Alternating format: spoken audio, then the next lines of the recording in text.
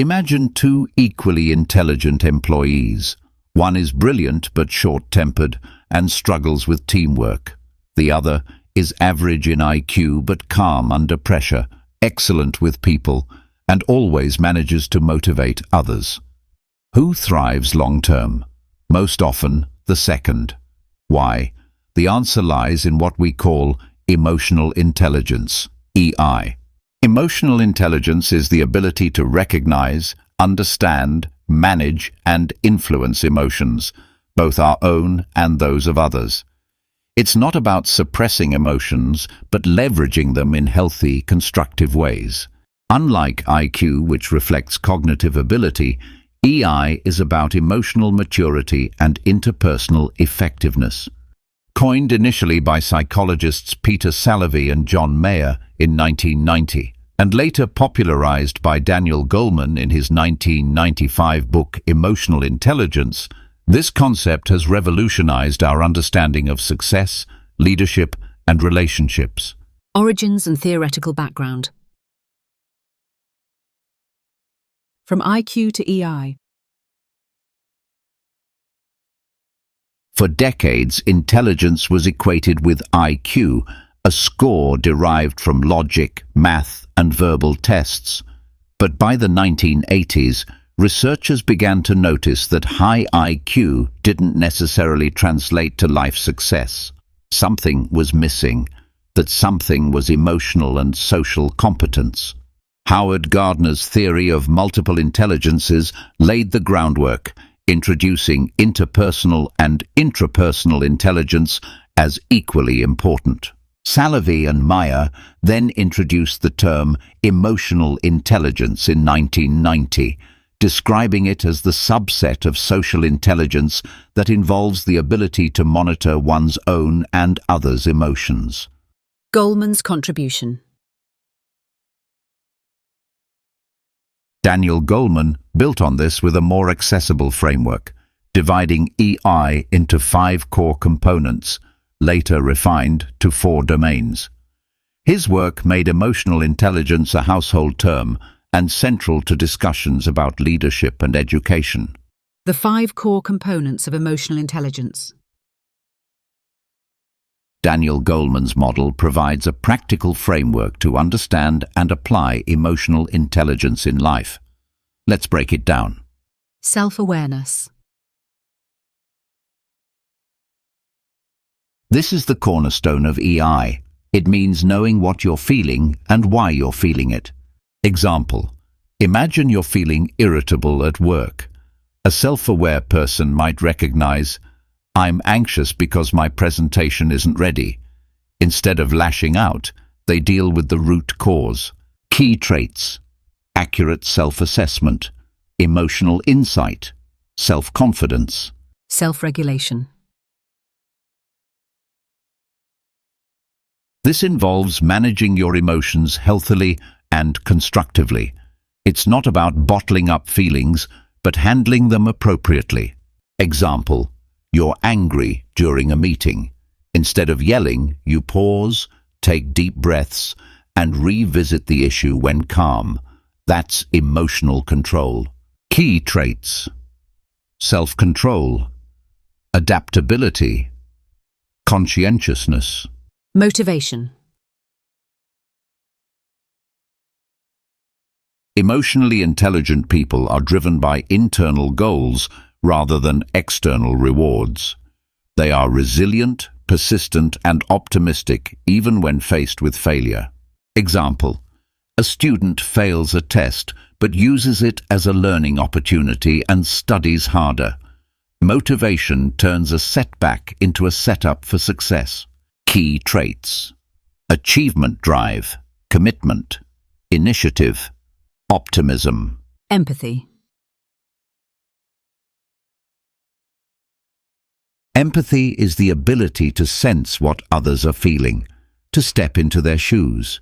It's especially vital for teachers, counselors, healthcare workers, and leaders. Example: a manager senses that a team member is demoralized after being sidelined. Rather than ignoring it, they have a private conversation and offer support. Key traits: sensitivity to others' feelings, active listening, understanding non-verbal cues. Social skills. This is where EI becomes visible in how well we communicate, resolve conflict, influence and inspire others. Example: a colleague disagrees with you, but instead of getting defensive, you listen actively, clarify misunderstandings, and reach a compromise. Key traits: influence, communication, conflict management, collaboration. Emotional intelligence versus IQ. Complementary, not competing. IQ measures your capacity to learn. EI measures your capacity to live wisely. The real-world balance. In the workplace, a brilliant mind that alienates teammates or crumbles under stress may underperform. EI is what makes technically competent people effective leaders and teammates.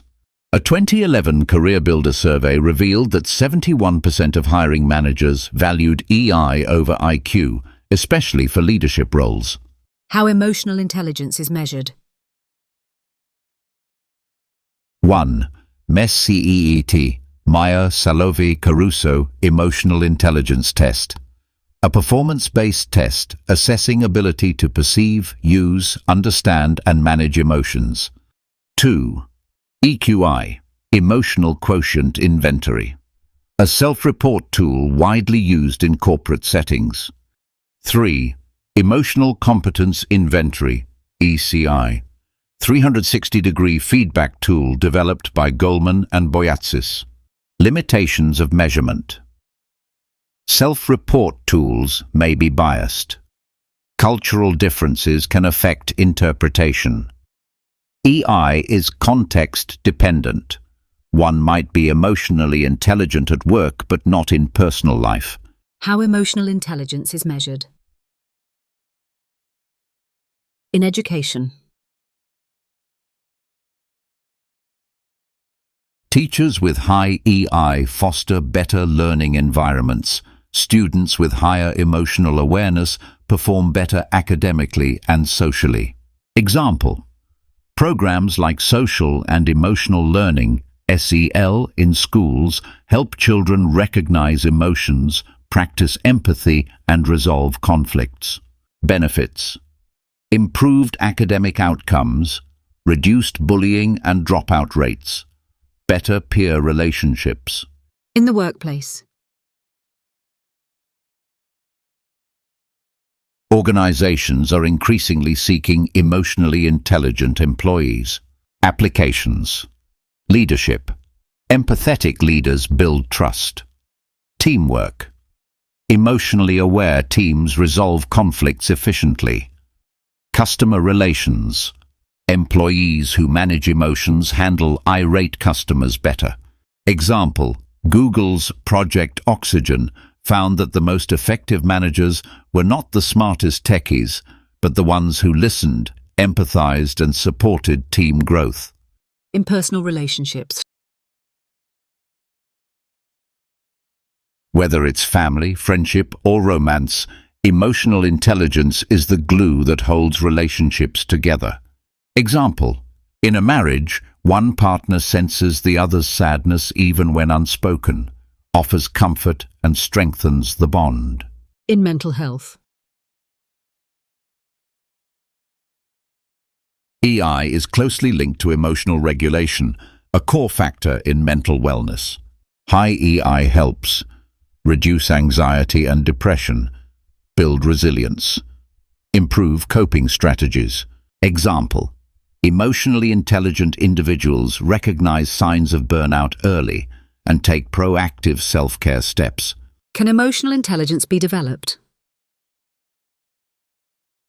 Yes, unlike IQ, EI is malleable and can grow over time. Neuroplasticity and emotional learning. Modern neuroscience confirms that the brain's emotional circuits can be rewired through intentional practice, a phenomenon known as neuroplasticity. Practical strategies. 1. Journaling. Write about emotional experiences. Reflecting on triggers helps develop self-awareness. 2. Mindfulness. Practicing present moment awareness helps regulate emotions and enhances empathy.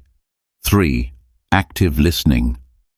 Truly hearing others, not just waiting to reply, improves connection and understanding. 4. Emotional vocabulary expansion. Being able to distinguish between annoyed, frustrated, and furious sharpens emotional insight. 5. Role-playing. Simulating difficult conversations in a safe setting improves conflict resolution skills. 6.